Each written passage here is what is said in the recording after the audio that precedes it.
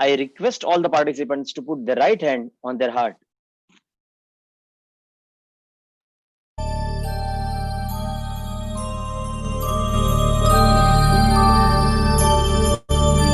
येष सुप्तेषु जागृति येष सुप्तेषु जागृति कामं कामं कामं कामपुरुषो पुरुषो निर्मिमाणः निर्मिमाणः तदेव शुक्लं तद्ब्रह्मा तद्ब्रह्मा तदेवामृतमुच्यते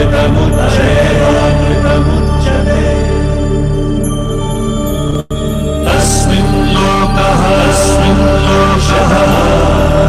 शितः सर्वे तदूनात्यपि कश्चन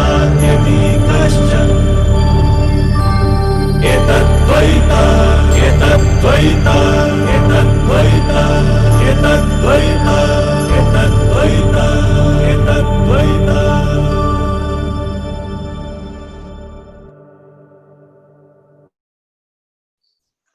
Now I request Chairman of Ahmedabad branch, CA Fenil Shah, to give his welcome address to all the participants. Thank you. Thank you, Bishan Bhai, to give a wonderful start to this particular session at this evening. And today's evening is important because of two reasons. One is we have with us a very learned speaker and a good friend, and a very dynamic chairman of Gurugram branch of NISC of ICAI. And second is, since morning I was getting so many WhatsApp that can't we shift today's session to some another day. But then, as we committed to speakers, the reason of getting those requests was today is the last date for filing. Right, so all of them are in office. So many couldn't join, but not to worry. This is also YouTube Live, and also this will be, as it is YouTube Live, it will be accessible also in the future to come. So not to worry at all. So thank you, Dheeraj, on behalf of Ahmedabad branch that you accepted our invitation to cherish the knowledge of Srimad Bhagavad Gita which you have. And sir has chosen a very relevant topic because whenever we are there to take any decision, then a right decision can be taken when we learn the art of living in present.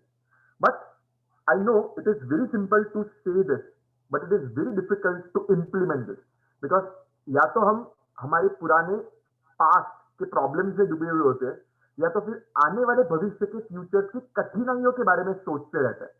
But we forget to live in the present, and that's where today's talk will help us to move ahead.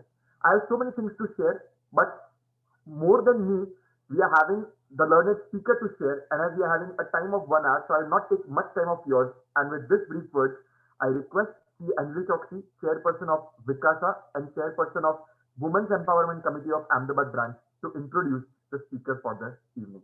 Thank you.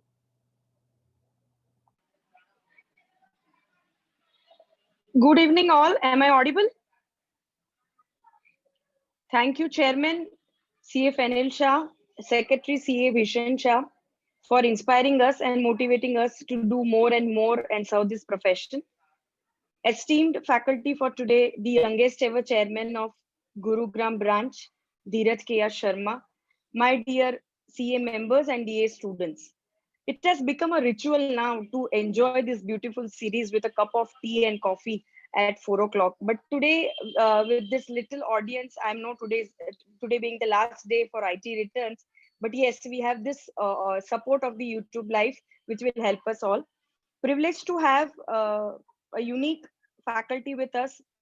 He is a fellow member of Chartered Accountants, and he has undertaken research on human resource practices for sustainable development for doctorate in management. He is certified in financial accounting and analysis from IIM Bangalore, certification in emotional intelligence from IIT Kharagpur. He also has cleared NET in commerce. He is currently working as Vice President in Sankalp Management Consultancy Private Limited, with the exposure of being a managing partner in Sankalp and Associates for more than 8 years.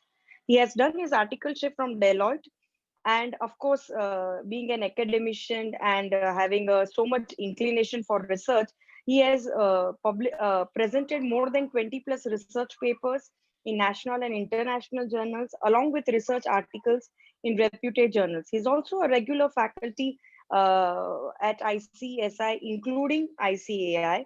And of course, not to forget the awards which he has received: Pandit Deen Dayal Upadhyay Award, Dr. Daulat Singh Kothari Awards, Gaurav Samman, Appreciation Award from the National Head of Deloitte Haskins and Sons, and more than 100 plus certificates.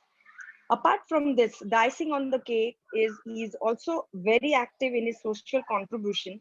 He is the country representative from India for 2021 in Asian Economic Corporation. He is the executive member of Pragati Pathik Society, Secretary of Association for Human Rights and Environment, and an active social worker associated with multiple organizations in service of society. Now we understood, sir, how this inclination of learning lessons from Mahabharata has inspired to do. We are very privileged to have you, and without taking much time, I welcome you, sir. Thank you so much.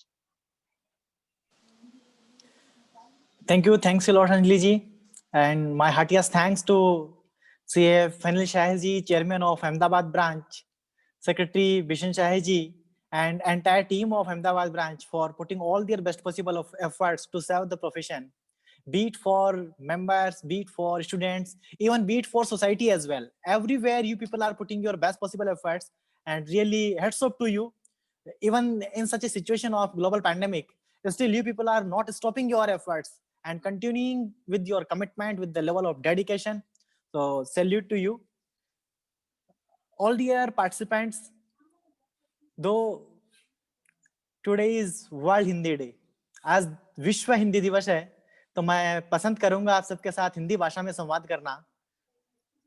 अगर आप अंग्रेजी भाषा में आपको सुविधा है तो मैं अंग्रेजी में भी आपके साथ आंग्ल भाषा में भी संवाद कर सकता हूं, किंतु मेरी वरीयता रहेगी कि मैं मातृभाषा हिंदी में आपके साथ संवाद करूं। जहां जरूरी होगा तो हम कहीं ना कहीं एक मिलीजुली भाषा का प्रयोग भी करेंगे, ताकि आप कनेक्ट कर सके, जुड़ सकें और अनुभव को अपने व्यक्तिगत जीवन के अनुभव के साथ आप उन्हें कहीं ना कहीं जोड़ सके।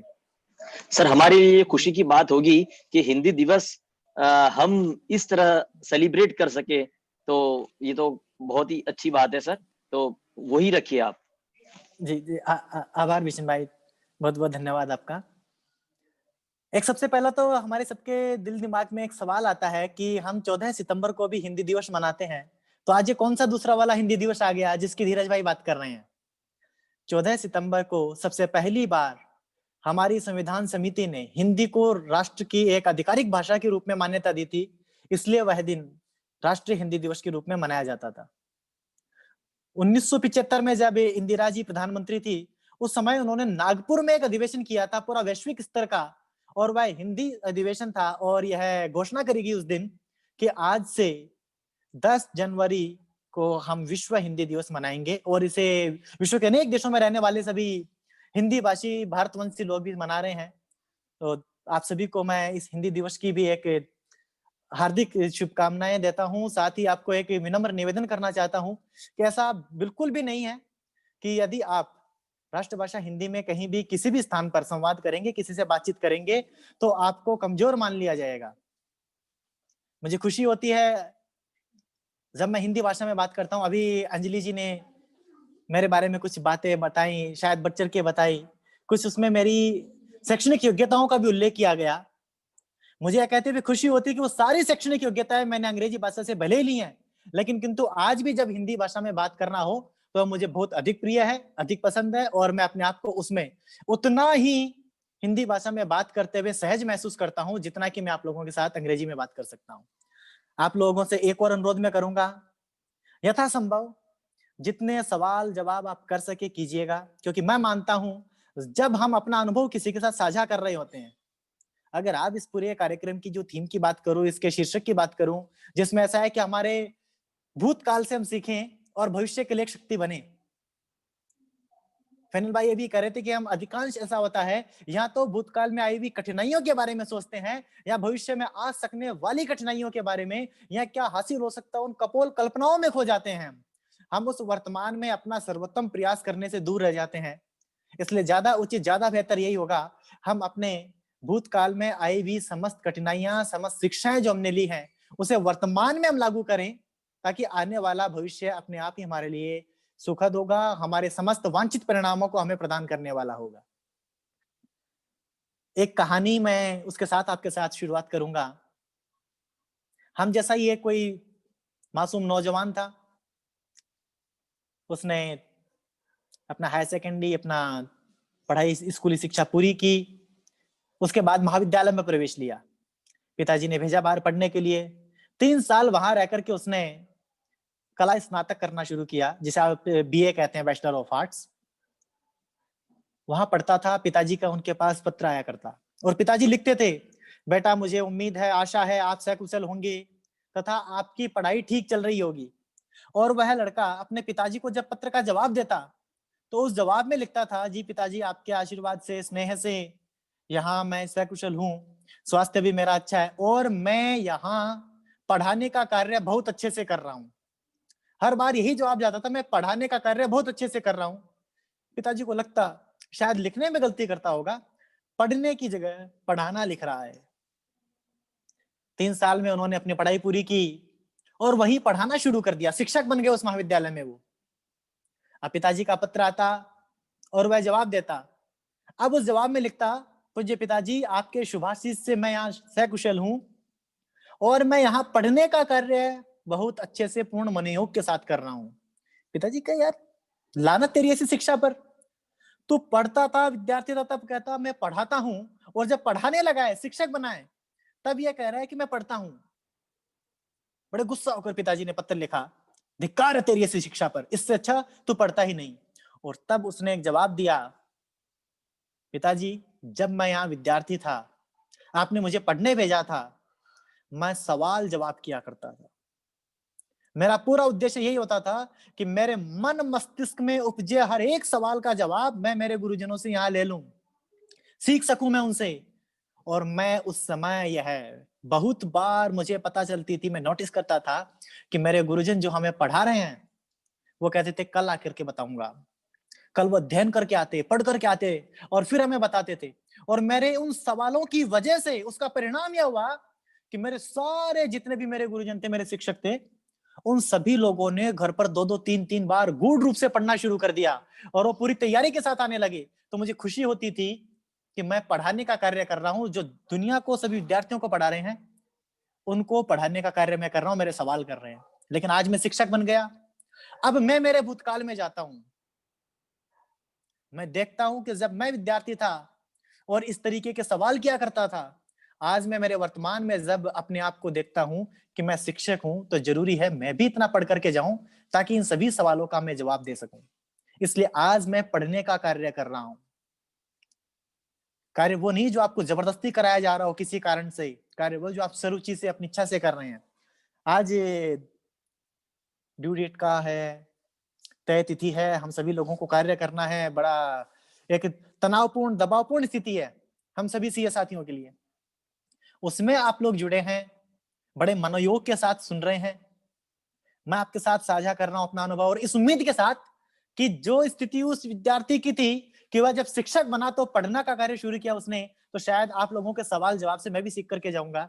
जहां आप लोग किसी लालच से या किसी भी प्रकार के दबाव से नहीं जुड़े हैं, यह स्वरुचि है। यह सबसे ज्यादा महत्वपूर्ण है। हमारे भूतकाल से हम क्या सीख पाते हैं, जब तक हमारी रुचि उसमें नहीं है, हम नहीं सीख पाएंगे। जब मैं बात करता हूं श्रीमद् भगवत गीता की, मैं आपसे यह सवाल अगर प्रत्यक्ष रूप से हम होते तो जरूर पूछता कि आप में से कितने लोगों ने श्रीमद् भगवत गीता कुछ हद तक पढ़ी है, क्योंकि इसका अर्थ समझना एक बार में किसी के लिए भी संभव नहीं है। हर एक श्लोक की जब आप व्याख्या करने लगते हैं, प्रथम बार में मेरे पास अच्छा एक जवाब आया है राधा जी का, yes sir I have read. बहुत बहुत आभार राधा जी आपका। पहली बार में अर्थ कुछ और आता है, दूसरी बार में कुछ और आता है। अच्छा, आप सभी ने जो दुकानों पे कैलेंडर टंगे हुए होते हैं, जो घरों में बहुत बार एक गीता सार लिख करके एक तस्वीरें होती है, वो लिखा हुआ गीता सार जरूर पढ़ा होगा। लगभग सभी ने पढ़ा है। और वह पढ़ने के बाद एक सामान्य मनुष्य यही अपने मन मस्तिष्क में बिठा लेता है कि गीता हम लोगों के लिए नहीं बनी है, यह योगी लोगों के लिए बनी है, यह सन्यासी लोगों के लिए बनी है, यह मुनियों के लिए बनी है। हम जैसे लोगों के लिए गीता नहीं बनी है, क्योंकि गीता क्या कहती है? क्या साथ लाए थे, क्या साथ ले जाओगे? साहब ना भूतकाल में कुछ था ना भविष्य में, ये तो ऐसी बातें करती है। क्या तुम्हारा है, क्या तुम्हारा था, क्या तुम्हारा होने वाला है? आत्मा अलग है, यह शरीर तक तुम्हारा नहीं है, यह नश्वर है। जब इस प्रकार के वह गीता सार हम पढ़ते हैं तो मैं समझता हूं कहीं ना कहीं जो मूल भाव है उससे भटक जाते हैं। श्रीमद् भगवत गीता का भाव ऐसा कभी नहीं रहा कि आप अपने भूतकाल को भूल जाएं। ऐसा भाव कभी नहीं रहा कि आप भविष्य के बारे में सोचे नहीं। जब महाभारत की महासमर की उस महावेला में, उस महासंग्राम में, कुरुक्षेत्र की रणभूमि में अर्जुन पहुंचा और उन्होंने किंग कर्तव्य विमूढ़ होकर के कहना शुरू कर दिया, निमित्तानि च पश्यामि विपरीतानि केशवे न चैषयो अनुपश्यामि हत्वा स्वजनमाहवे। कि हे कृष्ण, हे कौन्ते, मुझे समस्त परिस्थितियां मेरे विपरीत दिखाई देने लगी हैं और मुझे किसी भी प्रकार का अपने ही लोगों का अहित करके, इनको मार के, इनका हनन करके मुझे किसी भी प्रकार का कोई श्रेय दिखाई नहीं दे रहा है। और जब आप उसके बाद दूसरे अध्याय से लेकर 18वें अध्याय तक पूरा पढ़ेंगे, आपको पता चलेगा श्री कृष्ण ने ऐसा कहीं नहीं कहा कि भूतकाल को भूल जाओ और भविष्य के बारे में मत सोचो। श्री कृष्ण ने ऐसा कहा है, भूतकाल के साथ राग मत रखिए, याद रखिए मगर राग मत रखिए, और भविष्य के बारे में सोचे लेकिन चिंता मत करिए। मैं बात करूं, आप में से अगर कोई विद्यार्थी हो, आपको बोल दिया जाए भविष्य के बारे में सोचिए मत, कर्म करो, फल के बारे में सोचो मत। जब आप अपने रिजल्ट के बारे में, अपने परिणाम के बारे में नहीं सोचेंगे, क्या आप बहुत अच्छे से पढ़ पाएंगे? आपकी पढ़ाई का सबसे बड़ी अभिप्रेरणा, the biggest source of your motivation क्या है आपके लिए? मेरा परिणाम अच्छा हो, मेरी मेरिट आए, मैं वरीयता सूची में आऊं, ये फल की इच्छा ही तो है। हमेशा कहा मेरा अधिकार कर्म पर, फल के बारे में विचार करें। अर्जुन को यहां तक कहा है कि हे अर्जुन, तुम क्षत्रिय हो, तुम्हारा धर्म है तुम युद्ध में लड़ो, अगर तुम युद्ध जीते, कहते वीर भोग्या वसुंधरा, वीर वही है जो जो वीर है वही इस वसुंधरा, इस धरती को भोगने के लायक, इसका राजा बनने के लायक है। और अगर तुम युद्ध में वीरोगति प्राप्त हो गए, यह तो क्षत्रिय का धर्म है, इतिहास में तुम्हारा नाम लिखा जाएगा। भविष्य की बात की श्री कृष्ण ने, इसलिए सबसे पहले आपने अपने मन मस्तिष्क में जो भी ऐसा बना रखा है कि भूत और भविष्य की बात गीता नहीं करती है, उसे निकाल दीजिए। श्रीमद् भगवत गीता हमें हमेशा यही कहती है कि अपने भूतकाल से सीखें, वर्तमान में उतारें, ताकि आपका भविष्य सही कर्मों, सही दिशा की तरफ चलता जाए। भूतकाल की गलतियों से सीखें। श्रीमद् भगवत गीता कोई एक धार्मिक ग्रंथ मात्र नहीं है, यह एक ऐसी दिव्य कविता है, मैं कहूं, जो सिद्धांत आधारित है। 18 अध्यायों में 700 श्लोकों के माध्यम से अनेक जो शिक्षाएं दी हैं, मैं कुछ शिक्षाएं आज आपके साथ साझा करूंगा जो मैं समझता हूं कि श्रीमद् भगवत गीता से हम सभी को लेनी चाहिए, क्योंकि यह दृष्टांत आधारित है, अनेक उदाहरण आधारित है। सबसे पहले तो 3 बातें जो मुझे इसमें समझ में आई, मैं इसको मैनेजमेंट से जोड़ूं, प्रबंधन से जोड़ूं, उससे पहले 3 बातें समझ में आई, वो मात्र एक श्लोक के अंदर समझा दी थी। उन्होंने कहा जीवन में 3 लक्ष्य, 3 बातें हमारे जीवन में बिल्कुल साफ होनी चाहिए।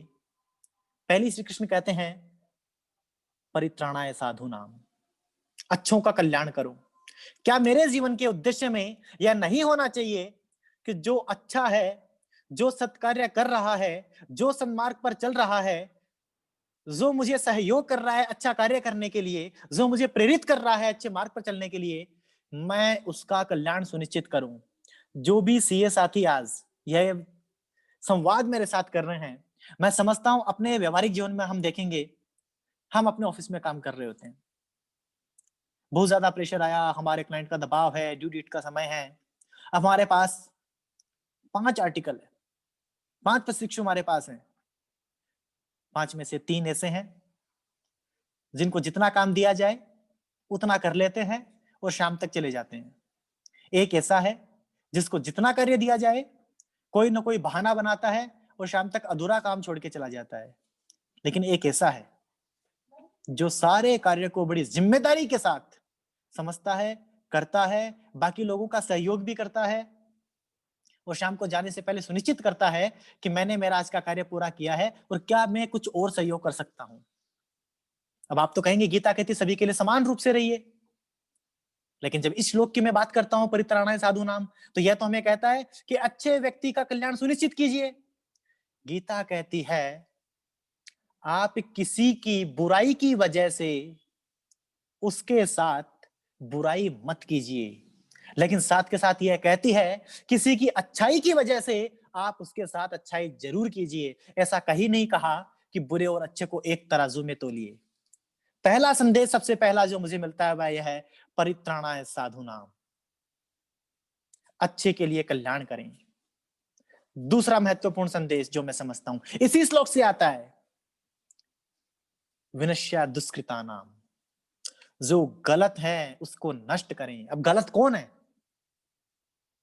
जो आर्टिकल एक काम नहीं कर रहा था उसको नष्ट करे।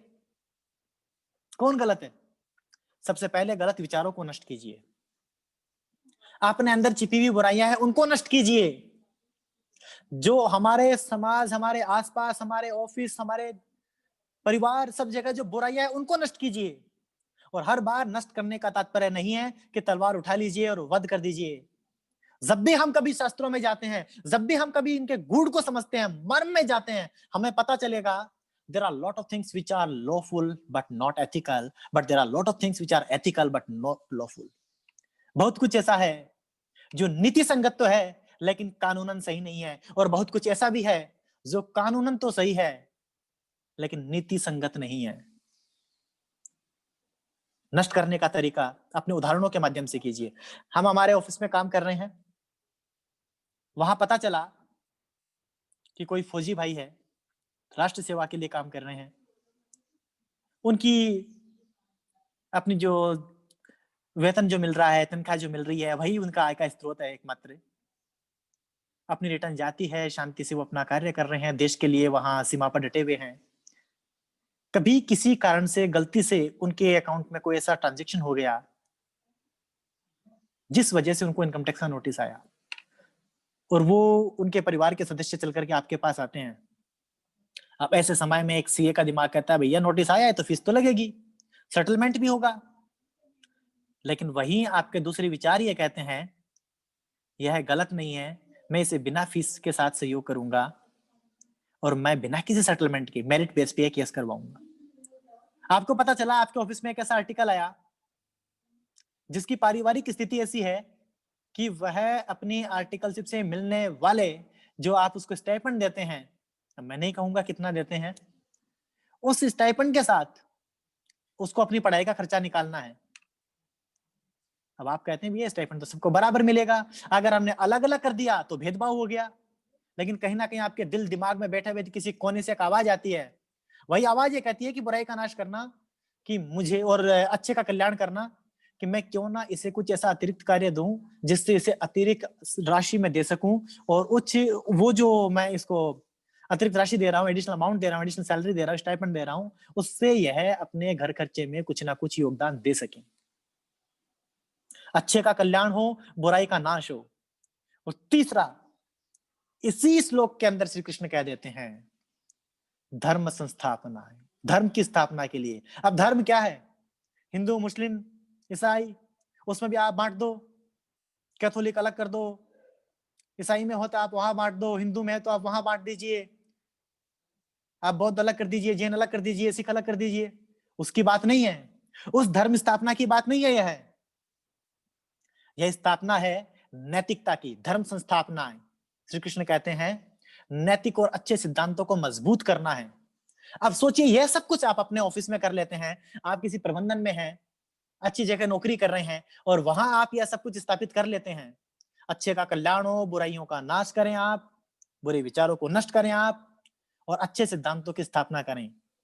मैं समझता हूं एकमात्र श्लोक आपको वहां आपके प्रबंधन की कुशलता में चार चांद लगा देगा। यह सुंदरता है श्रीमद् भगवद गीता की। कुछ बातें हम सामान्यतः अगर बात करें, अगर आप श्लोक पढ़ना चाहते हैं, आप श्रीमद् भगवद गीता का अध्ययन करना चाहते हैं, मैं आपको सिर्फ 1 मिनट के अंदर एक बात बताता हूं। प्रारंभिक पहला और दूसरा अध्याय जब आप पढ़ेंगे तो उसमें आपको आधार मिलेगा कि अपनी समस्याओं की खोज करना, आइडेंटिफाइंग योर प्रॉब्लम। उसके बाद आप जब आगे बढ़ेंगे तो उन समस्याओं के बारे में विचार करने के साथ साथ उनका क्या प्रोबेबल सॉल्यूशन हो सकता है, उन समस्याओं का समाधान क्या हो सकता है, इसके लिए विशेष रूप से दूसरे, 7वें, 9वें और 13वें अध्याय में बताया गया है। मैं कुछ श्लोक भी आपके साथ साझा करूंगा उन अध्याय से।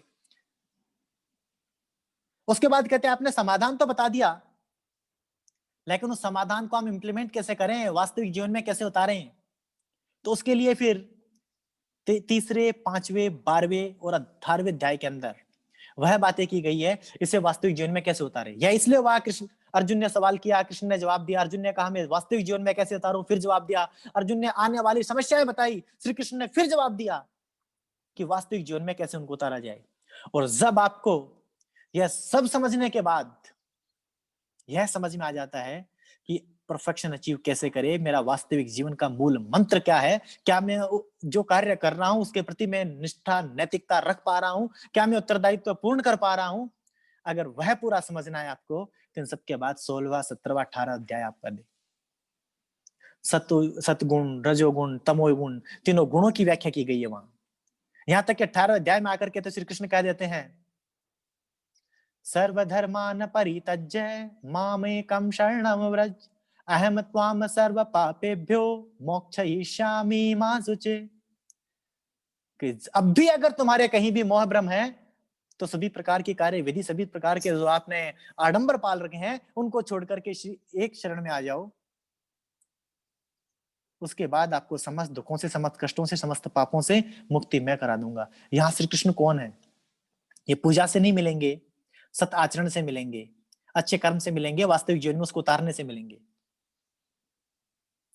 मैं 4 शिक्षाएं, 3 जो जीवन लक्ष्य के बारे में बात थी वो आपके साथ की। अगर श्लोकों के साथ में बांटते चलूं, 4 महत्वपूर्ण शिक्षाएं यहाँ बांटना चाहूंगा आपके साथ। आप में से बहुत लोगों को लग रहा होगा कि शायद ये कोई चार्टर्ड अकाउंटेंट नहीं बोल रहा, कोई बाबा जी प्रवचन देने आए हैं, ऐसा नहीं है। मैं खुश होऊंगा अगर आप अधिक से अधिक सवाल करें। मैं एक बार चैट बॉक्स में देख भी लेता हूं अगर कोई सवाल आए हैं तो। अभी तक तो साथ साथ जवाब ही आए हुए हैं। आप लोगों से मैं विनम्र निवेदन करूंगा, जो भी आपके सवाल भी हो वो भी साथ साथ रखें। 4 शिक्षाएं सबसे महत्वपूर्ण। अच्छा, एक सवाल आया है, लाइफ का मतलब क्या है सर? जीवन का मतलब जानना है, वह चंद क्षणों में, चंद पलों में नहीं है।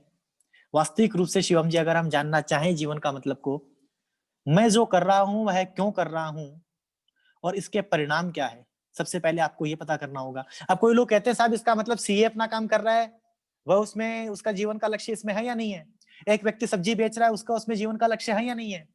एक व्यक्ति सीमा पे खड़ा सिपाही है, उसका जीवन का लक्ष्य है नहीं है। और जहां तक मैं बात करूं, सीए भी अलग अलग, कोई अकाउंट्स का कार्य कर रहा है, कोई टैक्स का कार्य कर रहा है, कोई इनसे अलग शिक्षण कार्य में लगा हुआ है, कोई राजनीति के अंदर लगा हुआ है, कोई व्यवसाय में लगाया हुआ है।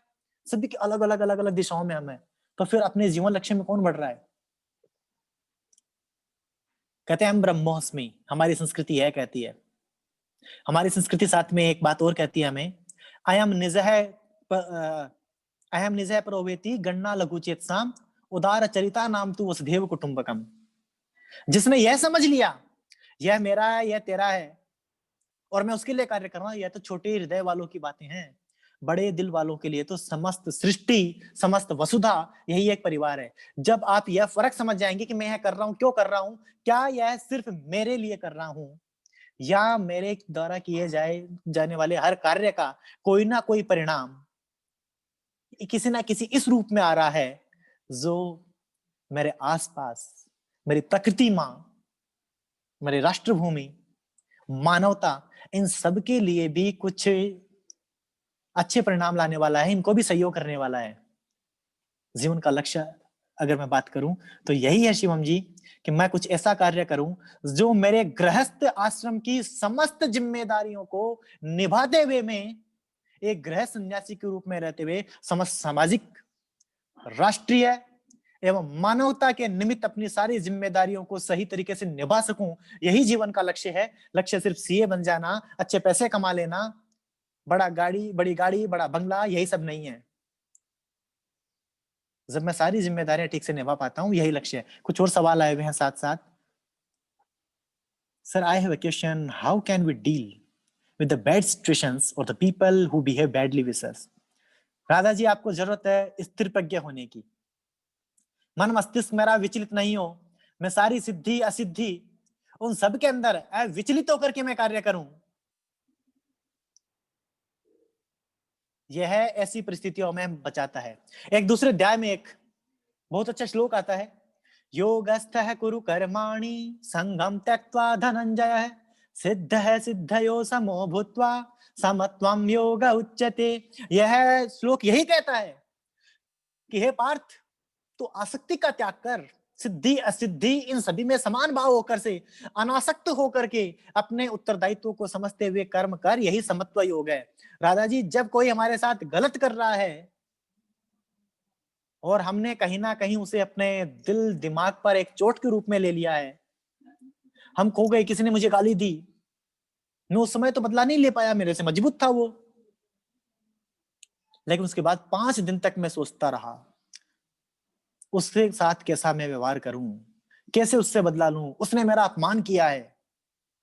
धीरे धीरे धीरे धीरे इसने 5 दिन तक ना सिर्फ मेरा समय व्यस्त किया, मेरा समय नष्ट करने व्यर्थ करने के साथ साथ इसने मेरी मन मस्तिष्क की सोचने की जो कुशाग्रता थी उस पर भी कुठाराघात किया है। मुझे तो सकारात्मक सोचना था, मैं नकारात्मक सोच रहा हूं, मैं बदला कैसे लूं? और यह क्रोध का रूप लेता है। जब कोई आपके साथ बुरा व्यवहार करता है, सबसे पहले क्या होता है? क्रोध आता है। हम उतार सके या नहीं उतार सके क्रोध वहां, लेकिन सबसे पहले क्रोध आता है। अगर हमने बुरे व्यवहार के स्थिति के अंदर अपने आप को संभाल करके नहीं रखा है, तो अब हमारा बस चलेगा, हम गुस्सा उतार लेंगे, हमारा बस नहीं चलेगा, गुस्सा नहीं उतारेंगे, और उस क्रोध का जो नुकसान है उसका भी दूसरे अध्याय में एक श्लोक आता है। दूसरे अध्याय में 63वां एक श्लोक आता है, वह क्रोध आपको क्या परिणाम, क्या दुष्परिणाम आपको देता है उसके बारे में है। क्रोधात भवति सम्मोह, सम्मोहात स्मृति विभ्रम है, स्मृति विभ्रंशात बुद्धि नाशो, बुद्धि नाशात प्रणश्यति। जब यह क्रोध है वो आपको कुछ अंदर ऐसा मोह करता है कि मैं ऐसा करूं, और जिससे आपकी बुद्धि का नाश होता है, आपका विवेक भ्रष्ट होता है, आप मतिभ्रम होते हैं। और जब मतिभ्रम होते हैं तो उसका सबसे बड़ा परिणाम यही होता है, बुद्धि नाश होने के साथ साथ आपका स्वयं का नाश होता है, नुकसान आपको ही होता है। ठीक है, ये बात तो समझ में आ गई। ऐसी परिस्थिति होती है, हमें शांत रहना चाहिए। नुकसान क्या है ये भी पता चल गया, रहें कैसे शांत। मैंने आईआईटी खड़गपुर से एक इमोशनल इंटेलिजेंस, भावनात्मक बुद्धिमत्ता का एक कोर्स किया, तो उसमें एक बात थी, एक हम कॉन्सेप्ट पढ़ते थे, एम्पैथी एंड सिंपैथी। एक बार स्वयं को दूसरे वाले की जगह रख करके देखिए, put yourself in someone other shoe. एक बार स्वयं को दूसरे की जगह रख करके देखिए, उसके बाद सोचिए क्या इस पर गुस्सा करना उचित है। एक कहानी, एक क्या दुष्परिणाम होते हैं जब कभी हमें ऐसा गुस्सा आता है। एक छोटा बच्चा था, अपने पिताजी का बड़ा लाडला, पिताजी भी बहुत प्यार करते थे उससे। पिताजी एक दिन नई गाड़ी लेकर के आए, चकाचक बहुत बढ़िया BMW, लोन लेकर के उन्होंने ली, और उसको मिट्टी भी नहीं लगने देते थे। 3 साल का बच्चा था, गाड़ी के आसपास जाता, पिताजी को डर लगता कुछ स्क्रैच नहीं कर दे, डांटते रहते, दूर रखते। एक दिन पिताजी दूर थे, बच्चा आया, नुकीला पत्थर उठाया और उस गाड़ी पे स्क्रैच करने लग गया। पिताजी ने देखा, दूर से दौड़े दौड़े आए गुस्से के अंदर। अब देखो गुस्सा क्या होता है, स्मृति विभ्रम कैसे होती है। गुस्से में आए, उन्होंने स्वयं को वहां रख करके नहीं देखा, आते ही बच्चे को 2 थप्पड़ मारे, बहुत गहरी चोट लगी, बच्चा नीचे गिरा। थोड़ा सा उनको दुख हुआ कि मैंने बेटे पे हाथ उठाया, लेकिन नालायक ने गाड़ी पे स्क्रैच कर दिया मना करने के बाद भी। उसके बाद उन्होंने देखा जहां स्क्रैच किया हुआ था, तो वहां बच्चे ने लिखा था आई लव यू पापा। अब एहसास हुआ कि मैंने कितनी बड़ी गलती की। एक बार स्वयं को दूसरे की जगह रख करके देखिए, आप कहीं ना कहीं ऐसे क्रोध की स्थिति से बच जाएंगे। जब भी कभी आपको बुरा लगेगा, ऐसी स्थिति से आप बच जाएंगे। कुछ और चैट बॉक्स में सवाल जवाब आए हैं।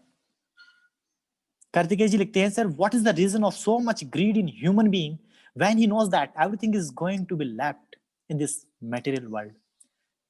कार्तिकेय जी, सबसे बड़ी समस्या यही है कि मैं जोड़ने की कोशिश करता हूं, आज मैं मेरी सुख सुविधा के लिए जोड़ूं, अब सुख सुविधा की कोई परिभाषा है नहीं।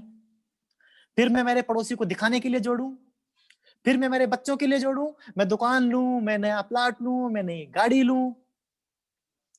सारे लालच इस तृष्णा का सबसे बड़ा एक ही कारण है कि मैं संग्रह संचय करने के बारे में सोचता हूं। अगर ऐसी कोई सीमा लगा दी जाए, मोदी जी कह दे आज रात 8 बजे के बाद ऐसा हो जाएगा, कोई भी व्यक्ति 5 लाख से ज्यादा की संपत्ति नहीं जोड़ पाएगा, यह तृष्णा 5 लाख पर आकर टिक जाएगी। अभी उस पर कोई लिमिट ही नहीं है, कोई सीमा ही नहीं है मेरे पास, मुझे क्या जोड़ना है। सिकंदर सारी दुनिया को हरा रहा था, आधी दुनिया जीत चुका, हिंदुस्तान आने लगा, तो अपने गुरु से कहा, गुरुजी मैं हिंदुस्तान जा रहा हूं, भारत जा रहा हूं, और मैंने सुना है वहां के राजा बड़े बलशाली हैं, बड़े पौरुषशाली हैं, मैं उनको जरा हरा के आऊंगा, आप मुझे बताओ भारत से आपके लिए क्या लाना है। और जब सिकंदर आने लगा तो गुरु ने कहा तू एक काम करना, वहां जाना, वहां से योगी लेकर के आना मेरे लिए।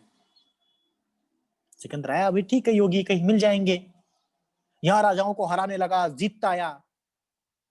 एक जगह उसने देखा नदी किनारे शांत माहौल, कलकल करती नदियां की धारा बह रही है, वलकल धारण किए हुए भगवा पहने हुए एक साधु वहां बैठे हुए हैं और ध्यान लगा रहे हैं।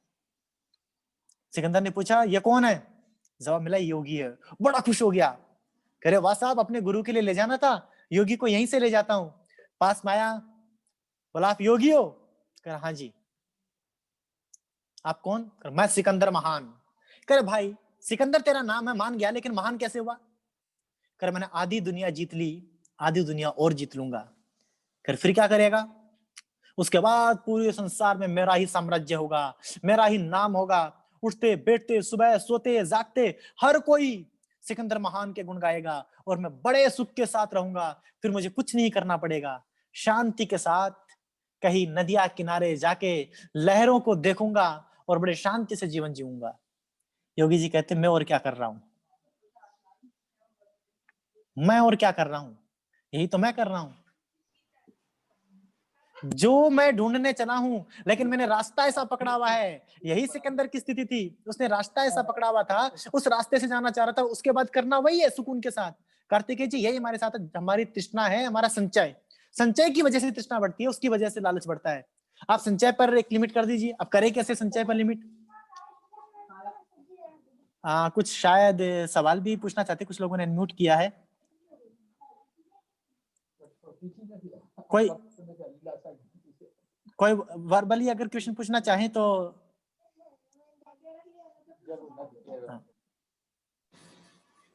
मैं चैट बॉक्स में फिर आता हूं एक बार। अगला मैसेज है सुशील जी का। Sir I not read Gita but have believe that after lot of efforts only Krishna able to convey message to Gita of Gita to Arjun, then a person like us how we can able to get Gita message. Sir बहुत बहुत सुंदर message आपका, बहुत सुंदर सवाल आपका। कि अभी मैंने भी कुछ देर पहले बताया कि अर्जुन मान ही नहीं रहा, स्वीकार ही नहीं कर रहा, इतने सवाल जवाब कर रहा है और श्री कृष्ण को इतनी मेहनत करनी पड़ी, अंत में अपना विराट रूप, अष्टभुज रूप, विराट रूप उसे दिखाना पड़ा, तब जाकर के उसने स्वीकार किया। यह तक कहना पड़ा कि नागों में वासुकी नाग भी मैं ही हूं, नदियों में गंगा भी मैं ही हूं, पर्वतों में हिमाद्री भी मैं ही हूं, सब कुछ बताना पड़ा, तब जाकर के अर्जुन माना। तो हम तो सामान्य मनुष्य है, कैसे इसको अपने जीवन में ले सकते हैं? हमें इतना बड़ा महाभारत का महासमर नहीं लड़ना कि अपने गुरु, अपने पितामह, अपने बंधु बांधव, मामा, अपने ससुर, उन लोगों के खिलाफ युद्ध करके उनका संहार करना पड़े। हमें तो सिर्फ अपने साथ, अपने अंदर छिपी हुई बुराइयों के साथ युद्ध लड़ना है, वह सार रूप में समझना है। अर्जुन के साथ सबसे बड़ी समस्या यही थी, उसे युद्ध किनके साथ करना था और युद्ध में से उनका संहार करना था उसे। एक तरफ पत्नी की जिद थी, मैं मेरे केश तभी बांधूंगी, द्रौपदी ने कहा। जब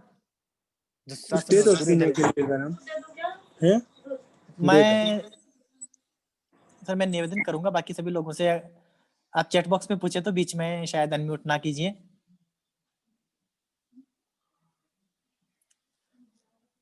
हमें हमारे वास्तविक जीवन में जब यह उतारना हो, जब सीखना हो, हमें तो हमारे अंदर की बुराइयों से ही लड़ना है। हाँ कठिन है, 700 श्लोकों को समझना, 18 अध्याय को समझना बहुत आसानी से नहीं समझा जाता है, बहुत कुछ खोना पड़ता है, बहुत कुछ साइड इफेक्ट होते हैं, और सबसे बड़ी समस्या यही है जब घर में कोई मेरे जैसी उम्र के अंदर गीता पढ़ने बैठता है तो परिवार को चिंता हो जाती है, यह योगी बनने जा रहा है। मैं आपको दावे के साथ कहता हूं, गीता हमें योगी बनने के लिए कहती है, लेकिन संन्यास योगी नहीं, कर्म योगी बनने के लिए कहती है। योगी बनिए, आप कर्म योगी बनिए। जब आप पढ़ते हैं श्रीमद् भगवद गीता, आपको आत्मज्ञान के बारे में बात करते हैं। हमारा मेरा आचार विचार व्यवहार कैसा हो। कभी आप पढ़ेंगे 6ठे अध्याय में एक श्लोक आपको मिलेगा, संभवतः 16वां-17वां एक श्लोक है 6ठे अध्याय में। जब आप जाएंगे वहां, युक्ताहार विहारस्य युक्त चेष्टस्य कर्मसु युक्त स्वप्नावबोधस्य योगो भवति दुःखः। वह व्यक्ति आहार विहार, उसकी चेष्टा, उसका व्यवहार युक्त है, उचित है, उसे तो समस्त दुखों से मुक्त होने का योग अपने आप ही मिल गया। वही इन सभी परम शांति के अगर योग की बात करो, वह उसी व्यक्ति को मिलेगा जिसका आहार विहार, खान पान, घूमना फिरना चलना, युक्त चेष्टस्य कर्मसु, चेष्टा कहां होती है? मन मस्तिष्क में, सोचते हैं वही हम, ये काम कैसे करूं, मैनेजमेंट, वहां अच्छे विचार अगर आ रहे हो। युक्त स्वप्नावबोधस्य, अच्छे सपनों का अवबोध हो आपको, आपके हृदय में, आपके अंतरात्मा में अच्छी बातें, अच्छे विचार आए, तो वो तो समस्त दुखों का नाशक योग उसको अपने आप ही हो गया। आत्मज्ञान अपने आप को जानने के लिए मैं समझता हूं इतना आसान नहीं है। भागवत गीता को पढ़ लेना आसान है, समझ लेना तनिक कठिन है, और उतार लेना और भी ज्यादा कठिन है। लेकिन जितना कर सके, जरूरी नहीं पूर्ण रूप से उतार करके हमें भी तलवार लेकर के जाना पड़े लड़ने के लिए महाभारत की महावेला के अंदर, कुरुक्षेत्र के रण में।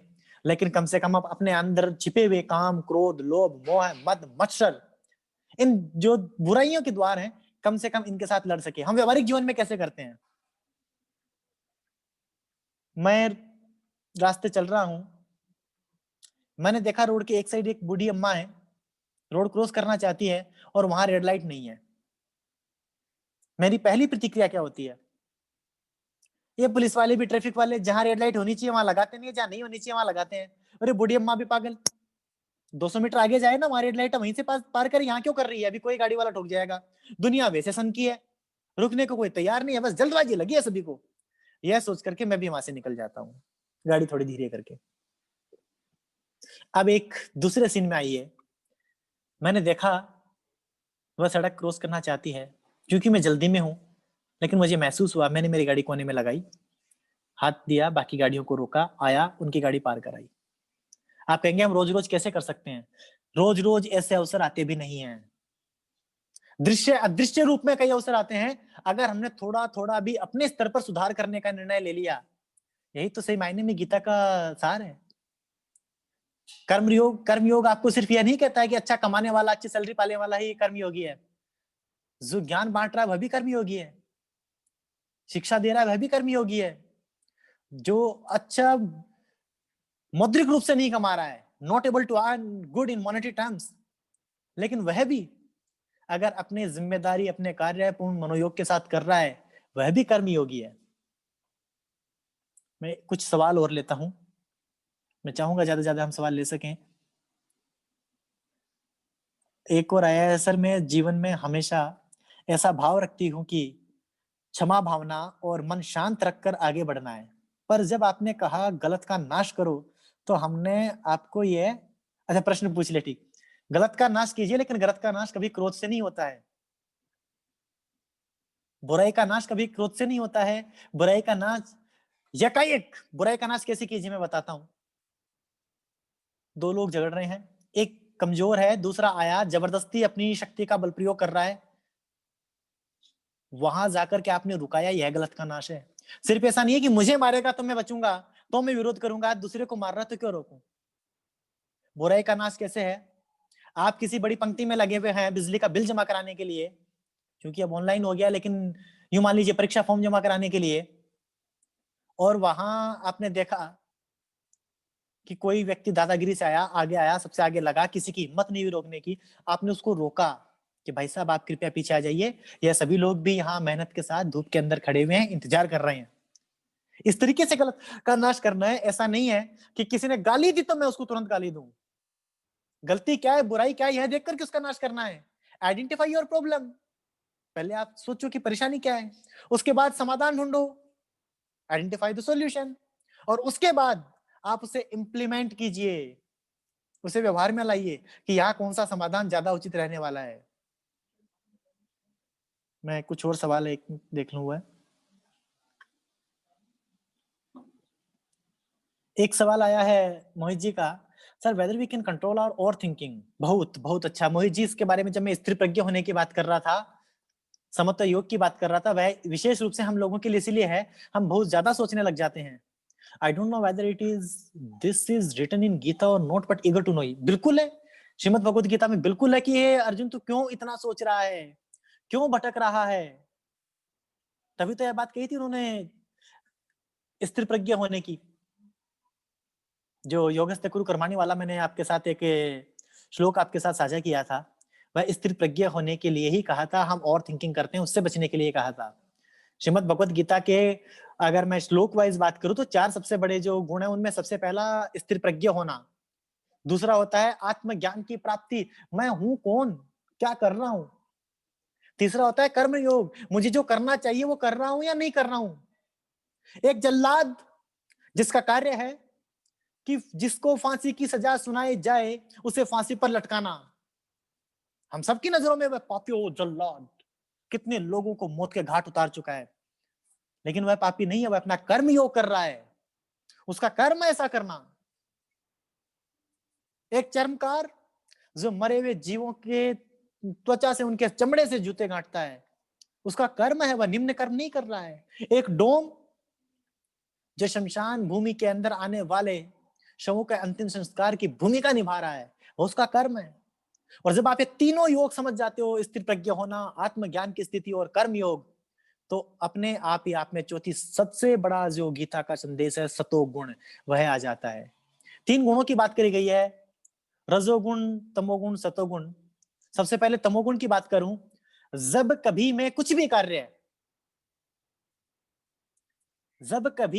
भी कार्य अनिति पूर्वक या अनिति पूर्वक परिणामों की लालसा से करता हूं तो वह तमोगुण है।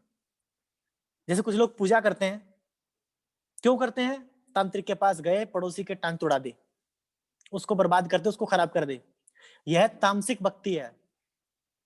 हम भोजन करते हैं बासी, अधपका, मरा, जीव हत्या करके खाते हैं, जो अंडा, मांस, मछली, मदिरा, यह तामसिक भोजन है, तमोगुण है। रजोगुण, हम कहीं ना कहीं अपने व्यक्तिगत अहम या व्यक्तिगत स्वाद के लिए बात करते हैं, उसके लिए कुछ सोचते हैं, कुछ कार्य करते हैं, वह तमोगुण में आता है, वह रजोगुण में आता है, राजसी में आता है। मैंने भक्ति की और मैंने सोचा भगवान मेरा कार्य कर दे, मैं 10 मंगलवार तेरा व्रत करूंगा। हम लोग करते हैं, यह राजसी भक्ति है, रजोगुण है। हठ धर्मिता वाली भक्ति राजसी भक्ति में आती है। हम घर पर, मैंने कहा बड़ा स्वादिष्ट भोजन करना है, आज तो स्वाद के लिए खा रहे हैं, लेकिन हम अच्छा चीज खा रहे हैं, बासी, कच्ची या पकी, या किसी जीव को मार करके नहीं खा रहे हैं, लेकिन स्वाद के लिए खा रहे हैं हम। यह राजसी भोज है हमारा। जब मैं सतगुण की बात करता हूं, निर्लिप्त निर्विकार भाव से, निर्विघ्न रूप से, निश्चल मन से जब मैं कोई कार्य करता हूं, वह सतोगुण में आता है। मैंने भक्ति की, मैंने ध्यान लगाया ईश्वर का सिर्फ 10 मिनट के लिए, 24 घंटे में 10 मिनट के लिए ईश्वर का ध्यान लगाया, अपने आप से बात की, मैं मेरे कर्म पथ पर निकल गया। वहां मुझे जहां कहीं कोई अवसर मिला, मैंने सहयोग किया, मैंने किसी रोते हुए को हंसाने में अपनी भूमिका निभाई, मैंने किसी भूखे की भूख मिटाने में अपनी भूमिका निभाई, मैंने किसी काम की तलाश में भटकते हुए नौजवान को काम की दिशा दिखाने में कोई भूमिका निभाई। वह मेरी सात्विक भक्ति है, वह मेरा सतोगुण है। मैं भोजन करता हूं, मैं इसलिए करता हूं क्योंकि यह शरीर, यह देह जिसमें मेरी आत्मा निवास करती है, और हमारे बड़े बूढ़े कहते हैं आत्मा सो परमात्मा, आत्मा के अंदर परमात्मा है, ईश्वर है।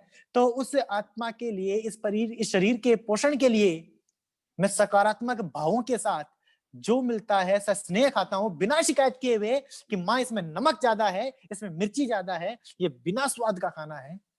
अपनी भूख के हिसाब से मैं जब अन्न देवता का सम्मान करते हुए खाता हूं, वह सात्विक भोजन है। तामसिक, राजसी, सात्विक, ये तीनों प्रवृत्तियां, तीनों विचार श्रीमद् भगवद गीता में बताएं। 16वां 17वां अध्याय जरूर पढ़ें, अगर पूरी गीता भी नहीं पढ़ सकते हैं। बीच में सुशील जी ने भी एक सवाल किया था, मैं सुशील जी निवेदन करूंगा 16वां 17वां अध्याय जब आप पढ़ेंगे, कुछ ना कुछ आपको लगेगा मैं मेरे वास्तविक जीवन में उतार सकता हूं, ये बातें मेरे वास्तविक जीवन में उतर सकती हैं। चैट बॉक्स में हो रहा है, sir I believe love and humanity is the best religion that we can have. Sir which religion is the top most as per you.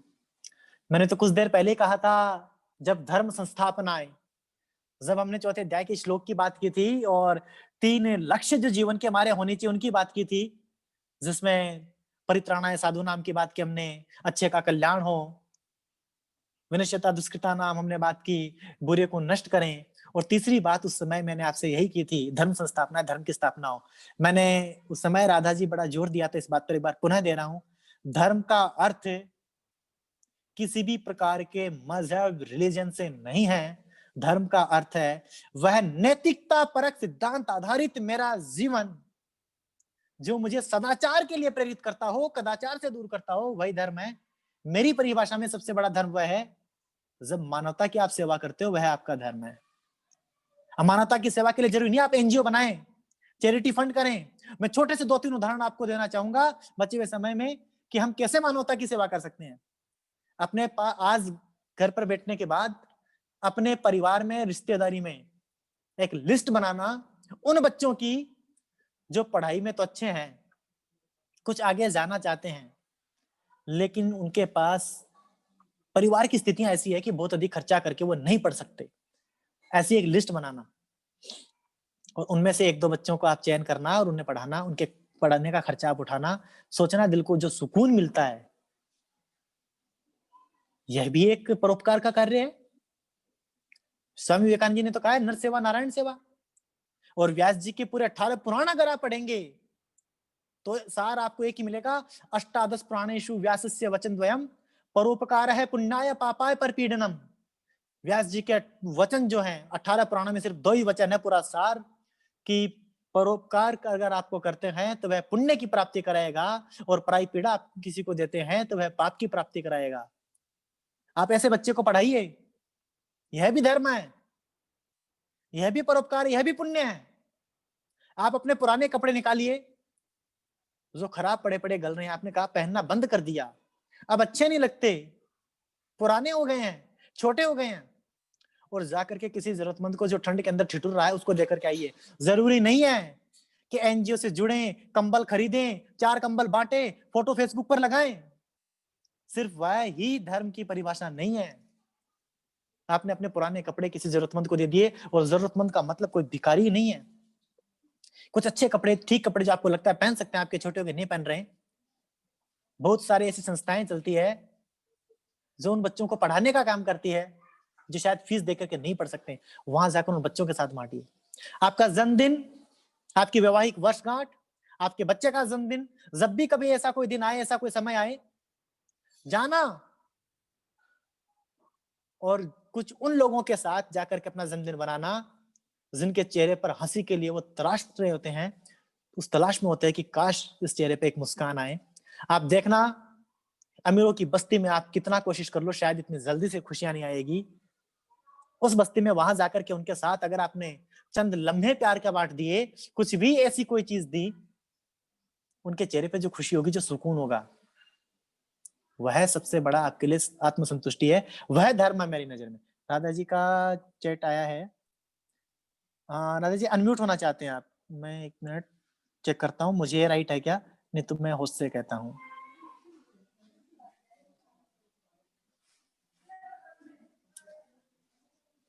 इसमें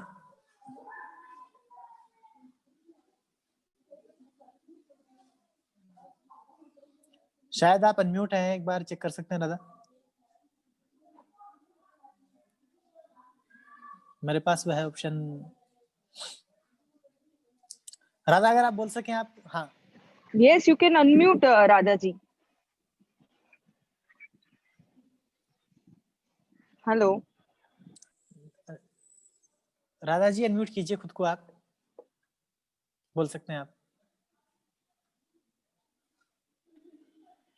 जी जी बोलिए। हाँ जी।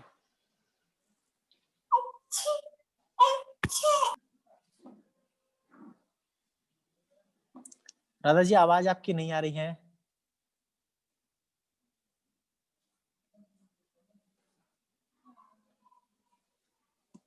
ओके, आपका जवाब है पर्सनली आई विल आस्क।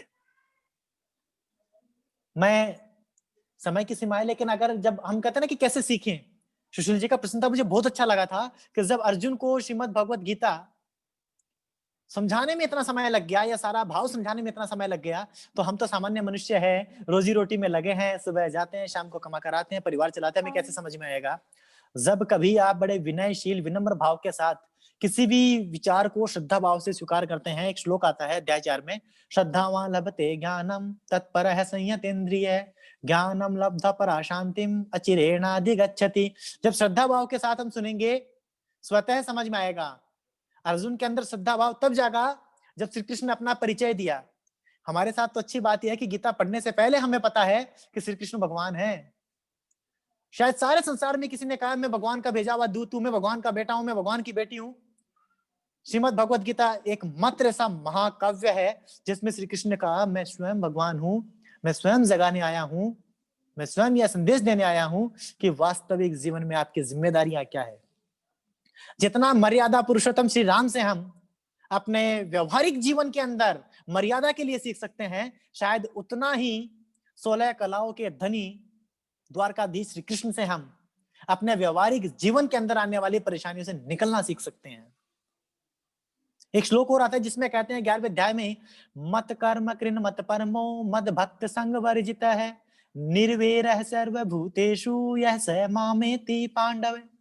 यह उनके लिए जिन्हें लगता है मैंने तो मेरे जीवन में इतने गलत कर्म कर लिए कि अब मेरे पास सुधार का मौका नहीं है, मेरा पास्ट ऐसा है कि अब मैं भविष्य में शायद कुछ पा नहीं सकूं, मैंने पढ़ाई का समय था वह खो दिया, मैंने प्रैक्टिस शुरू करने का समय था वह खो दिया, गवर्नमेंट जॉब की मेरी एलिजिबिलिटी एज थी, अधिकतम आयु सीमा वह मेरी जा चुकी है, तो अब तो मैं क्या कर पाऊंगा। इस श्लोक में श्री कृष्ण यह कहते हैं अगर कोई व्यक्ति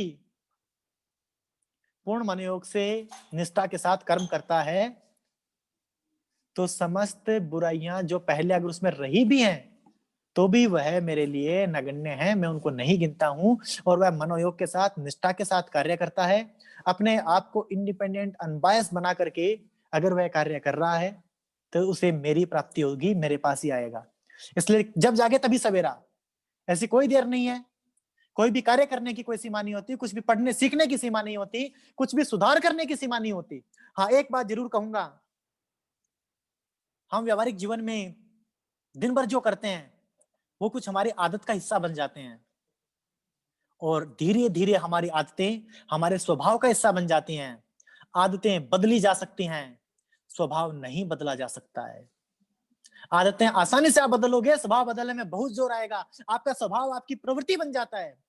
आप बात बात पे किसी को डांट रहे हैं, ये आदत आपकी जानबूझ के कर रहे हैं बच्चे को अनुशासन में रखने के लिए, लेकिन एक दिन आपको एहसास होगा ये आपका स्वभाव का हिस्सा हो गया। अब आप नहीं चाहते तो भी गुस्सा आता है, फिर आप कहते हैं यार मैं नहीं चाहता, मुझे गुस्सा क्यों आता है, मैं नहीं चाहता रिएक्ट करना, मेरा व्यवहार मेरा स्वभाव ऐसा हो गया।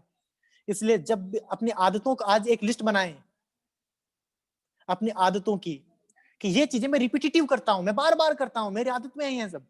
मेरी आदत में है गाना सुनना, मेरी आदत में है फिल्म देखना, मेरी आदत में है प्रवचन सुनना, मेरी आदत में है कुछ नया पढ़ना, मेरी आदत में है मैं दिन भर इलायची लौंग कुछ खाता हूँ, कुछ गुटखा खाता हूँ, चाय ज्यादा पीता हूँ, आदत पड़ गई मुझे। मेरी आदत में है भाषण देना। जो कुछ आपकी आदत में है उन सब की अपनी आदतों की लिस्ट बनाइए। उसके बाद देखिए उनमें से वो आदतें अगर वो कल को आपका स्वभाव का अभिन्न हिस्सा बन गई तो कितनी मुश्किल आ जाएगी। उन्हें आज ही रोकना छोड़ दीजिए। आज आदत है, कल स्वभाव बनेगी, परसों आपकी प्रवृत्ति बन जाएगी और फिर परिवर्तन करना बहुत मुश्किल होगा। छोटा सा पौधा उग रहा होता है, थोड़ा तिरछा जाता है।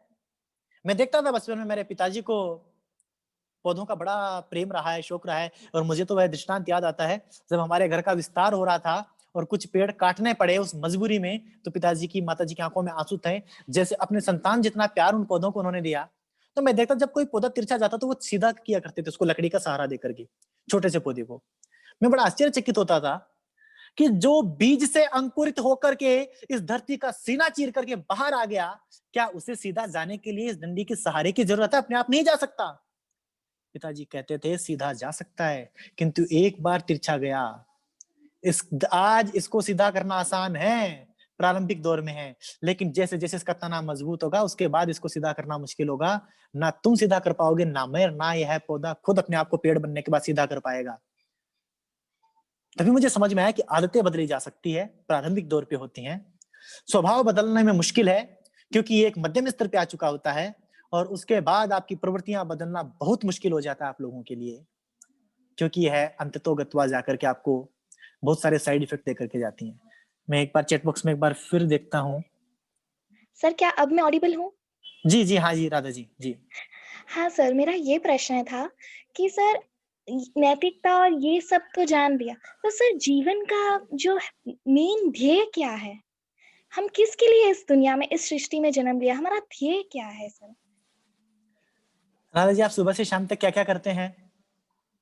सर देखो सर, ये आपने ये प्रश्न पूछा इसके लिए मैं बोलने वाली थी। सर हमें पता है कि हमारा प्रोफेशन क्या है, हम सीए कर रहे हैं, ये कर रहे हैं, बट सर मेन ध्येय क्या है कि जिसके लिए हम इस दुनिया में हैं? इसलिए पूछ रही हूँ।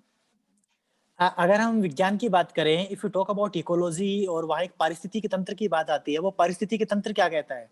वह पारिस्थितिकी तंत्र कहता है प्रत्येक प्राणी, प्रत्येक जीव एक दूसरे पर वह आधारित है। मनुष्य घास उगाएगा, उस घास को शाकाहारी पशु खाएंगे, उस शाकाहारी पशु को उसके बाद उसको कोई दूसरा जीव खाएगा, मांसाहारी खाएगा, उस मांसाहारी जीव के मरने के बाद चील कव्यों उसको खाएंगे, गिद्ध खाएंगे, और उस गिद्ध के मरने के बाद वापस कुछ बैक्टीरिया, कुछ जीवाणु, कुछ जीवाश्म ऐसे बनेंगे जिसके माध्यम से वह इस जमीन के अंदर चला जाएगा और इस धरती से पुनः एक पौधा उगेगा। वह पारिस्थितिकी तंत्र है। अगर मैं कह दूं मेरे जीवन का अंतिम उद्देश्य क्या है, सीए बनना तो नहीं है। अगर मेरे जीवन का अंतिम उद्देश्य पैसा कमाना यह तो नहीं है, क्योंकि मैं तो, यह शरीर तो नश्वर है। स्वस्थ रहना है, क्यों रहना है? शरीर तो नश्वर है, फिर क्यों कहते हैं पहला सुख निरोगी काया? संतान के लिए कुछ करना है, क्यों करना है? संसार, सृष्टि, सोसाइटी, समाज, क्यों करना है इनके लिए? जो मैं कर रहा हूं वह तो अंतिम लक्ष्य नहीं है। जीवन का लक्ष्य यही है, जिस उत्तरदायित्व के लिए, क्योंकि जन्म लेना मेरे हाथ में नहीं है। अगर जन्म लेना मेरे हाथ में हो, अगर वह विधाता जन्म दे रहा हो, उस वक्त जाकर के मैं कह दूं कि मेरे को इस जीव के रूप में पैदा कीजिए, अगर मैं उसको कह दूं मुझे इस धरती पर पैदा ही मत कीजिए, मुझे मोक्ष की प्राप्ति कर दीजिए, अगर मैं कह दूं मुझे यही वाला काम के लिए दीजिए, मुझे अंबानी के घर में पैदा कीजिए, अडानी के घर में पैदा कीजिए, यह मेरे हाथ में नहीं है।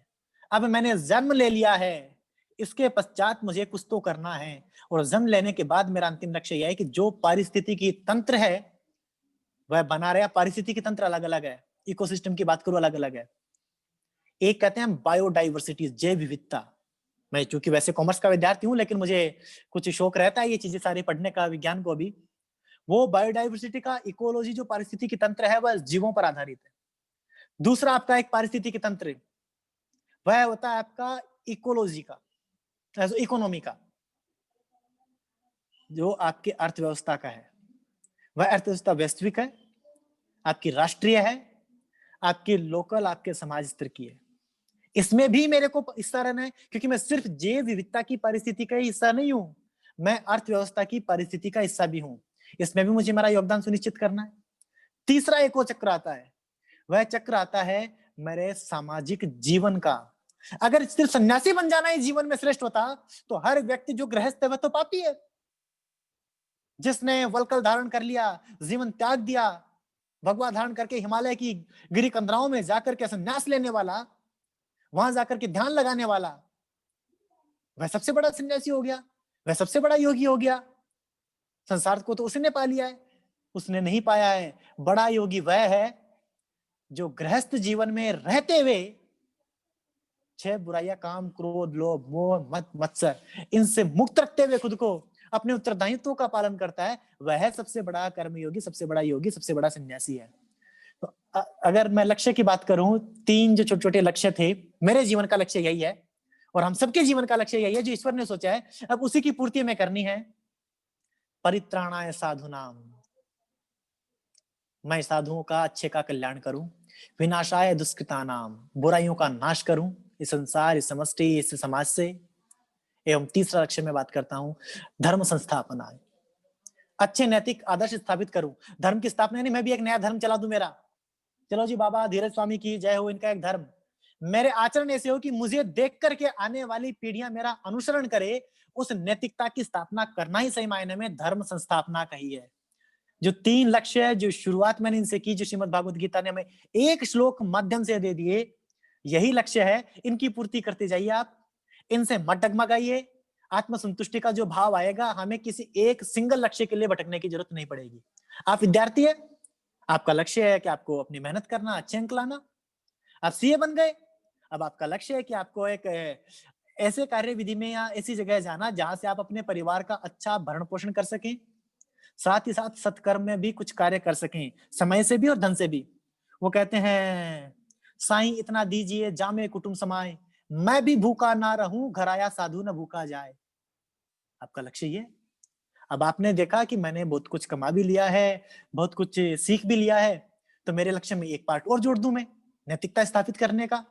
तो मैं लोगों के साथ अपनी शिक्षा, अपने ज्ञान, अपने अनुभव बांटूं, और जितना हो सके मैं समाज में एक, जिसे कहते हैं प्रेरणा स्रोत बनने, मेरी कार्य विधि, मेरे कर्म, मेरा हर एक कदम ऐसा हो कि हर व्यक्ति के लिए वह अनुकरणीय बन जाए।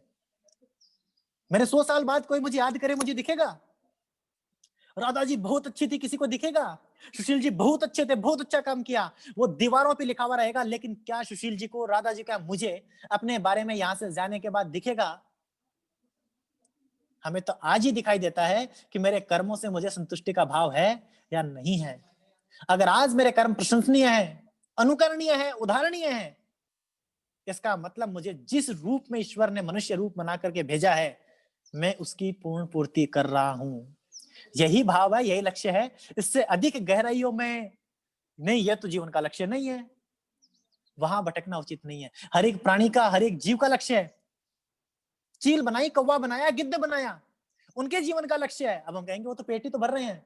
नहीं साहब, सड़े गले मांस से न जाने कितनी बीमारियां पैदा हो सकती है, वो उन जीवों को खाते हैं। उनके जीवन का भी लक्ष्य है कि बैक्टीरिया जनित होने वाली, जीवाणु जनित होने वाली बीमारियों से संसार को बचाए रखें। हम कहते हैं अगर इन मक्खियों को ना मारा जाए तो छोटे से टाइम फ्रेम में इतनी मक्खियां हो जाएगी पूरे संसार को घेर लेगी। अब जीव हत्या है मक्खियों को मारना, लेकिन ईश्वर ने ऐसी कृपा करी है कि दूसरा जीव इन मक्खियों को खा रहा है, उस जीव को कोई और जीव खा रहा है। आपको एक निवेदन और करूंगा, गीता पढ़नी हो, समझना हो, साथ साथ एक थोड़ा सा कभी 1 घंटे का समय निकालना आप लोग, और जैव विविधता, बायोडाइवर्सिटी, किसी भी अच्छी हिंदी इंग्लिश किसी भी किताब से आप पढ़ना, आप इकोसिस्टम समझेंगे, वहां परिस्थिति के तंत्र को पूरे को समझना, आपको पता चलेगा कि कर्म पथ है, जो लक्ष्य है, जो उत्तरदायित्व है, वह कुछ हम सभी का इसी प्रकार से है कि मैं मेरे कर्तव्य पथ से विमुख नहीं हूं, कि कर्तव्य विमूढ़ नहीं हूं, यही मेरा लक्ष्य है। मैं कोई और अगर सवाल है तो वो लेता हूं, क्योंकि हम समय पार कर गए और अभी भी 50 से ज्यादा लोग इस ड्यू डेट पे जुड़े हुए हैं। मैं अगली 4 से 5 मिनट में समराइज करूंगा जो भगवत गीता से हमने सीखा। पहली चीज उन्होंने, जो मैंने सीखी, श्री कृष्ण को हम सर्वज्ञ कहते हैं। क्या आप सर्वज्ञ है, सर्वज्ञानी है, सर्वत्र व्याप्त हैं, हर प्राणी मात्र के अंतरात्मा में निवास करते हैं। उन्होंने पहली शिक्षा हमें श्रीमद् भगवत गीता से यह दी कि अपनी जो शिक्षा, जो कुछ आपने पाया है, वह दूसरों के साथ बांटना सीखें, साझा करना सीखें। वह ज्ञान हो सकता है, वह भौतिक वस्तुएं हो सकती है, वह धन हो सकता है, जो भी कुछ ऐसा है उसे बांटना सीखें। कुरुक्षेत्र की महासमर में वहां खड़े होकर के अपने मुखारविंद से जब उन्होंने गीता का उपदेश दिया, तो यह नहीं सोचा था कि यह सिर्फ अर्जुन को अपने कर्तव्य पथ पर लाएगा। यह सोच करके दिया था कि इस प्राणी मात्र के कल्याण के लिए युग युगांतर तक श्रीमद् भगवत गीता की शिक्षाएं कार्य करेगी। दूसरी सबसे बड़ी शिक्षा उन्होंने दी, आपका मानसिक स्तर इतना मजबूत होना चाहिए कि आप व्यवहारिक जीवन के अंदर एक युद्ध भूमि में, जैसे रणभूमि में एक सिपाही खड़ा हो, योद्धा खड़ा हो, उसकी तरह सोच सकें। हमसे बड़ा योद्धा कौन होगा साहब?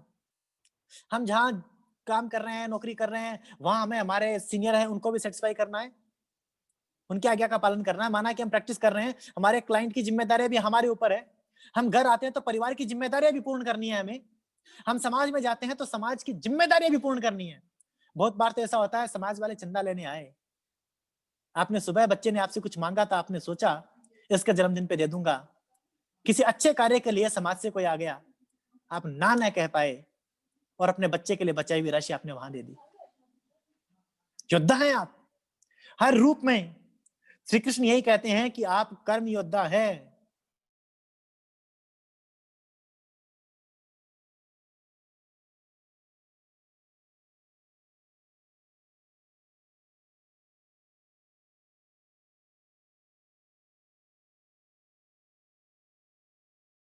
चाहूंगा और नैतिकता के आदर्श स्थापित करूं, मेरी जिम्मेदारी, मेरा उत्तरदायित्व है, इनसे मैं कहीं भी विमुख नहीं हूं। एक और संदेश हमें आता है, वह आता है आप एक अच्छे कम्युनिकेटर बने, अच्छे संदेश देने वाले बने। सोचो कोई युद्ध से नहीं लड़ना चाह रहा है, भागना चाहता है, क्या आपने मेरे में इतनी हिम्मत है ऐसे मोह जनित बुद्धि वाले व्यक्ति को युद्ध में खड़े होकर के कह दे कि तेरे ससुर, तेरे मामा, तेरे पितामह, तेरे गुरु, तेरे बंधु बांधव, इन सबका वध कर तू? हम कह सकते हैं कभी ऐसा? और वो भी निर्मोही होकर के कर, परिणाम के बारे में बिना सोचे कर, राज की लालसा के बिना कर। लेकिन श्री कृष्ण एक ऐसे संदेशवाहक थे, उन्होंने टैक्टफुल कम्युनिकेटर की जो भूमिका अपनी निभाई, अपने विचारों से अर्जुन का सिर्फ मोह भंग नहीं किया, बल्कि उन्होंने पूरी की पूरी जो अक्षौहिणी सेना थी उसे भी कहीं ना कहीं अपने मानस पटल पर, अपने हृदय पटल पर वास्तविक जीवन की जो शिक्षा थी वह रखी। निर्लिप्त भाव से वो कुछ सीख सके, ऐसा संदेश दिया, और जो युग युगांतर तक आज भी हम लोगों के पास है। इसलिए आपका जो भी संदेश हो, अच्छे तरीके से हम उसको पास ऑन करना सीखें। और चौथी महत्वपूर्ण शिक्षा, उसके साथ मैं वाणी को विराम दूंगा, वह यही है, चाहे कितने भी बड़े हो जाएं, कहते हैं ना, निगाहें भले आसमान में हो मगर पांव जमीन पर टिके होने चाहिए। कितने बड़े हो जाएं, अपना भूतकाल नहीं भूलें, उन कठिनाइयों को नहीं भूलें, जिन लोगों ने साथ दिया है उन्हें नहीं भूलें, उनसे शिक्षा लें। चाणक्य अपनी चाणक्य नीति में कहते हैं, वह व्यक्ति लंबी दूरी तय नहीं करता जो हर बार ठोकर खाकर के हर ठोकर से सीखता है। अब तो कहते हैं ना, लोग कहते हैं ठोकरों से सीख रहा है, कहते जो ठोकर खाकर ठोकरों से सीखता है वह लंबी दूरी तय नहीं कर पाता है। लंबी दूरी तो वही जाता है जो दूसरे को ठोकर खाते हुए गिरता देख करके भी सीख जाता है कि मुझे यहाँ संभल कर चलना है, मुझे यहाँ ठीक से चलना है। वह व्यक्ति ही लंबी दूरी अपने मंजिल तक पहुंच पाता है, लंबी दूरी तक पहुंच पाता है। कोई और सवाल है तो आप लोग रख सकते हैं। अंजलि जी हमारे साथ लंबे समय से सुन रहे हैं, ड्यू डेट के अंदर भी पूरी अहमदाबाद ब्रांच की टीम जिस मनोयोग मनोभाव के साथ हमारे साथ जुड़ी है, मैं समझता हूँ आप सबको जितनी प्रशंसा की जाए उतनी कम है। और मेरे से तो बातें करेंगे तो मैं तो बाबा जी हूँ, प्रवचन देता रहूंगा। बहुत सारी कहानियां भी दिमाग में आ रही है, यह तो छूट ही गई, यह भी बता देता हूँ, एक कहानी यह भी बता देता हूँ, तो आती रहेगी दिल दिमाग के अंदर। लेकिन समय की अपनी सीमा है, समय की इस सीमा को मैं नहीं बांधना चाहता बिना किसी अनुमति के। मैं आप सभी का आभार व्यक्त करता हूँ, धन्यवाद देता हूँ, और अहमदाबाद ब्रांच को मैं सौंपता हूँ मंच। Thank you very much CA Dheeraj Sharma ji. Sir, जो एक बात हुई थी कि गीता का जो बोध मिला था वो धर्म क्षेत्र कुरुक्षेत्र में मिला था। आज हम भी यही धर्म क्षेत्र कार्य क्षेत्र में सब लोग जुड़े हुए हैं और आपसे बोध मिल रहा है। तो हम अर्जुन तो नहीं है, बट मैं उतना बोलूंगा कि गीता जी जिसके मुंह से निकलती है तो वो कृष्ण ही हो सकता है। और आपके अंदर जो अंतर्यामी विराजमान है भगवान कृष्ण, उनको सादर प्रणाम। और आपने हम सबको जो ये ज्ञान बताया है उसके लिए हम आपके आभारी हैं। On behalf of Ahmedabad branch of WRC of ICAI, we all are thankful to you, sir, for sparing your time and sharing your knowledge, which is, when आपने वो बताया कि किसी ने गीता पढ़ी हुई है, सर हमने भी गीता तो पढ़ी हुई है और काफी बार पढ़ी हुई है, बट इतना अंदर का जो ज्ञान है वो नहीं मिल सकता है। और मिले भी क्यों, वो तो कृष्ण को आके समझाना पड़ता है। और जो आपने हमको समझाया है sir, thank you so much, and we are thankful to all our participants for participating in chat, participating in questions, जो अर्जुन को जो questions हुए थे, उसी हिसाब से आपके अंदर जो नारायण रूप, नर रूप जो भी ईश्वर है, वो सभी का सादर प्रणाम. And thank you very much for participating, to branch staff also, who on Sunday is giving their services to all the members and students for the betterment of the professional life and our own individual life. So thank you very much all. Namaste. We herewith conclude this session. Thank you, sir.